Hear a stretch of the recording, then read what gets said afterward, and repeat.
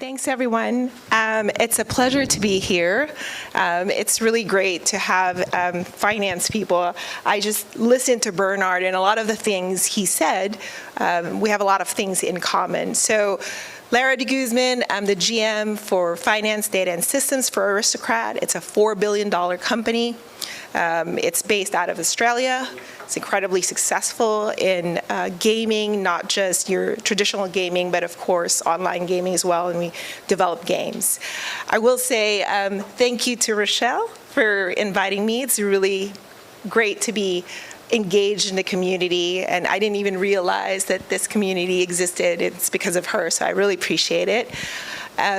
So she wanted me to talk about, how I got to my success, my journey. And to Bernard's point, very young, I was very fortunate at a very young age that I was very clear about who I was, what my value set is. The love for God, Aunt Rosita, that was so great. I was so inspired by your prayers and everything. So at a very young age, I actually had a map for myself, right? To say, okay, this is my vision for my life. I'm going to be incredibly successful.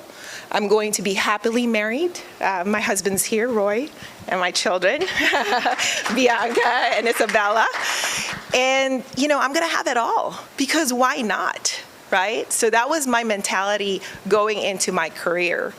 And, I held true to that. I expected a lot of challenges. I expected that they were not going to make it easy on me, right? This is part of life. But I held true to that. So for every step I took in my career, and I feel so blessed, and it's all glory to God, that I got to where I am. And there isn't anybody in my level that looks like me or is even female, right? So I'm very, very grateful for that. But when I think about it, for everything that I did, it was always grounded on God, right?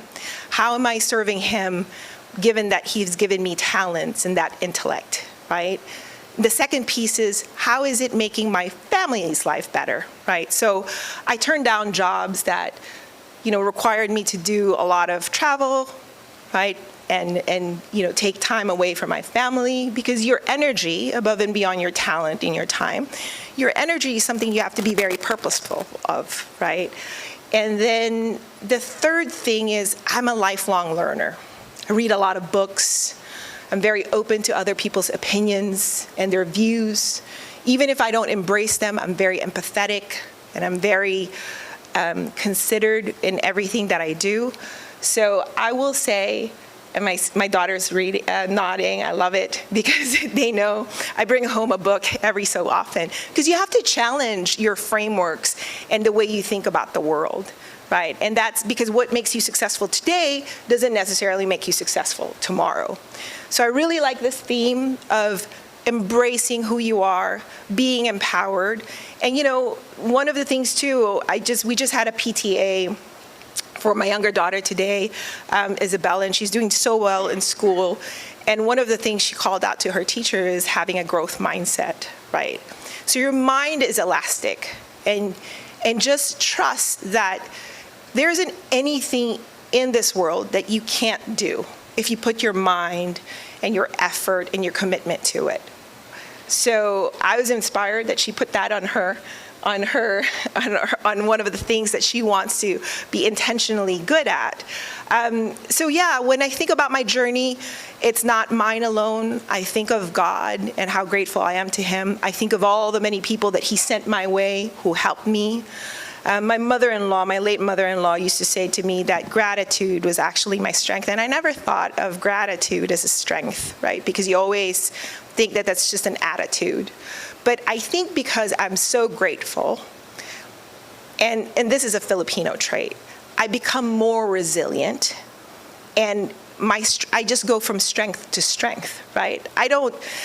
One of the things my dad taught me is, don't ever indulge yourself with self-pity. Take a day or two, eat a chocolate, but don't lick your wounds too long, Get up and fight another day. So I think those are the things that really got me to where I am. It's definitely not an individual sport. I don't think you can get to certain realms of success without having people support you. So I think a lot of the kindness, a lot of the gratitude show that, right? I'm unapologetic about being kind. It's always written in my reports, oh, she's too nice. Every time they consider me for a senior leadership position, is she going to be assertive enough? Is she going to be tough enough? And of course, yes, right? Yes is the answer, right? All these definitions of being this aggressive leader, that is no longer true, right? So what I would say to you is that be brave, have a growth mindset, failing forward is absolutely okay, as long as you're intentionally always trying to succeed and you're giving it your best effort. And I think that's it. I know I have 3 minutes. If you have questions, please reach out. I will say, look, success is not a zero-sum game. There's always a lot of room for us in the top. So help every person that you can, even if you don't get anything out of it. I mean, that's the greatest gift to yourself. Thank you.